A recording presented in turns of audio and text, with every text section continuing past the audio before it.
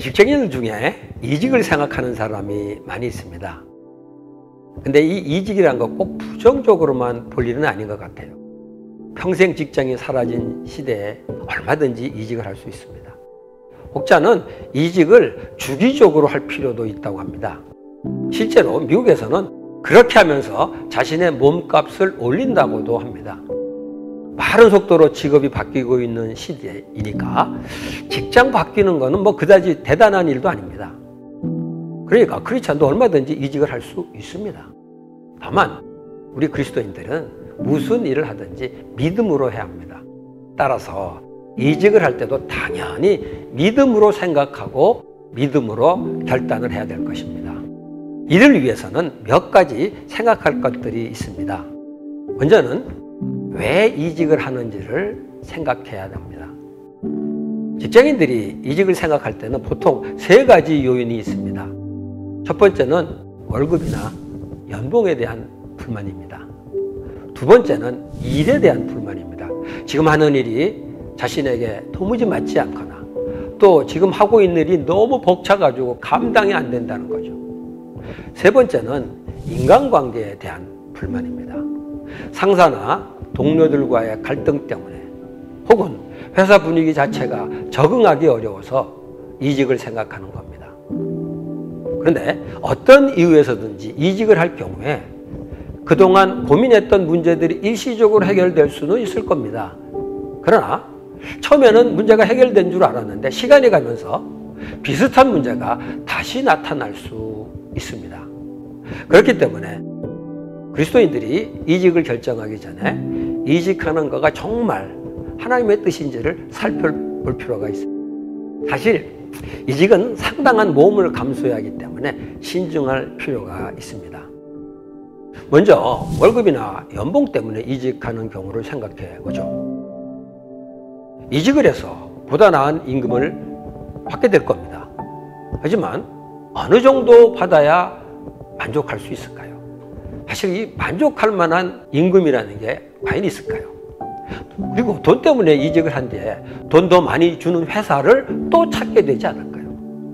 높은 임금을 약속한 회사에서 그만큼 다른 뭔가를 요구할 수 있습니다.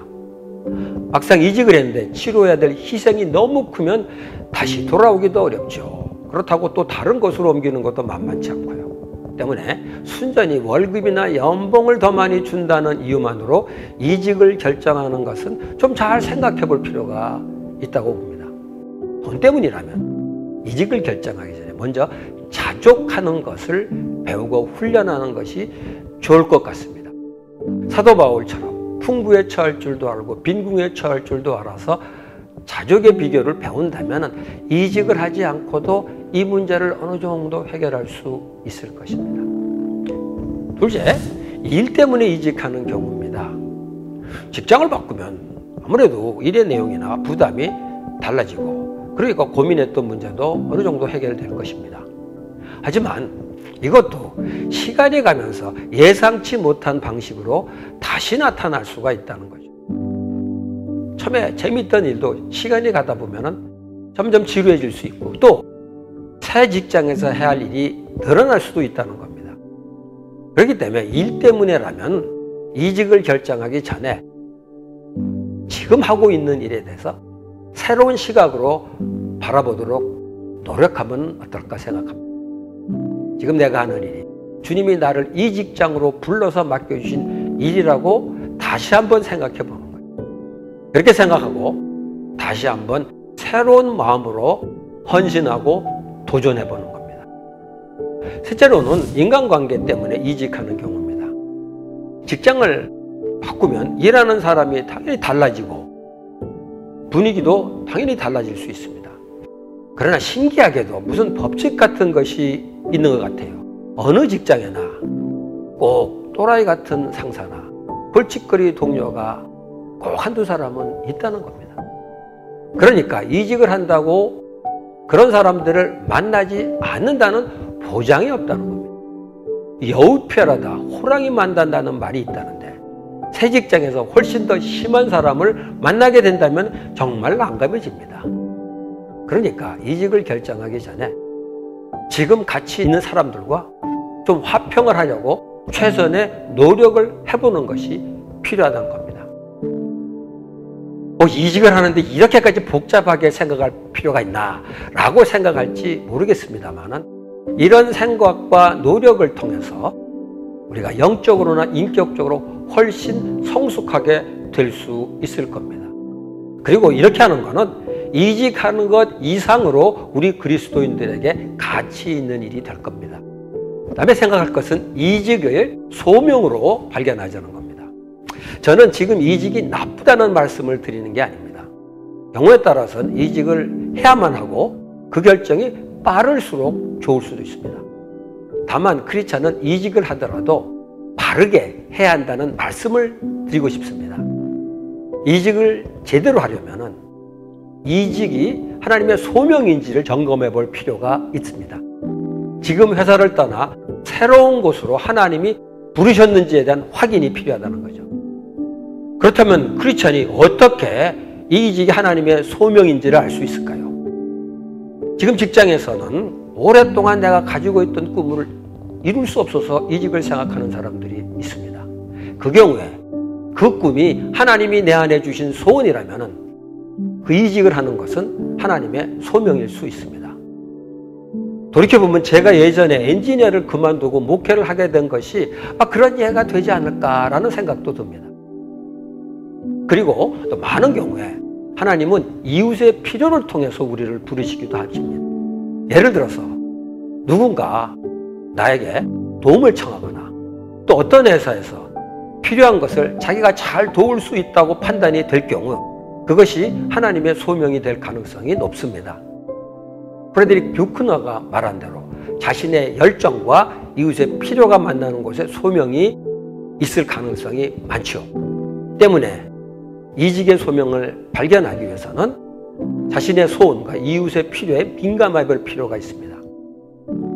물론 그런 필요가 있다고 그것이 다 하나님의 소명이 될 수는 없습니다. 반드시 다양한 방면으로 점검을 해봐야 될 겁니다. 무엇보다도 말씀을 통해서 점검해보고 기도를 통해서 확인해 봐야 될 것입니다. 어쨌든 크리스찬이 하나님이 내게 주신 소원을 이루기 위해서 또 이웃의 필요를 채우기 위해서 소명의식을 가지고 이직을 한다면 단순히 나의 필요 때문에 하는 이직과는 다를 겁니다. 자신에게도 다를 뿐 아니라 주변 사람들에게도 다르게 느껴질 것입니다. 이제 이직을 하기로 결정했다면 아름답게 떠나야 됩니다. 이직을 결심한 다음에 해야 할 아주 중요한 일이 있습니다. 아름답게 떠나라는 겁니다. 크리스찬은 이 부분에서 정말 조심해야 합니다. 사람들은 회사에 처음 들어올 때 첫인상에 대해서는 신경을 많이 씁니다. 그런데 떠날 때 마지막 인상에 대해서는 그다지 신경을 쓰지 않는 것 같습니다. 그래서 회사를 떠나면서 좋지 않은 이미지를 남겨놓고 가는 사람들이 있습니다. 그리스도인은 이 면에서 좀 달라야 됩니다. 어쩌면 크리스찬에게는 첫인상보다도 마지막 인상이 더 중요할 수도 있습니다. 이제 더 이상 만날 일이 없다고 안 좋은 인상을 남기고 떠나면 절대로 안 됩니다. 더 이상 만나지 않기 때문에 마지막 인상이 사람들에게 평생 남을 수 있게 되기 때문입니다. 첫인상은 우리가 좀 안 좋더라도 바꿀 수가 있지만 마지막 인상은 바꿀 기회가 없습니다. 그렇기 때문에 떠날 때 정말 조심해야 합니다. 또 다시 만날 일이 없다고 회사를 떠났는데 어찌어찌 하다 보면 다시 돌아오게 되는 경우도 얼마든지 있습니다. 그런 경우에 떠날 때 좋지 않은 인상을 남겼다면 다시 돌아오기가 참 어려울 겁니다. 어떤 회사에서 과거에 그 회사에서 근무했던 사람들을 다시 뽑는다는 공고를 낸 적이 있습니다. 그래서 그 회사에서 다녔던 한 직원이 입시원서를 냈다고 합니다. 그런데 그 자리에서 거절됐다고 합니다.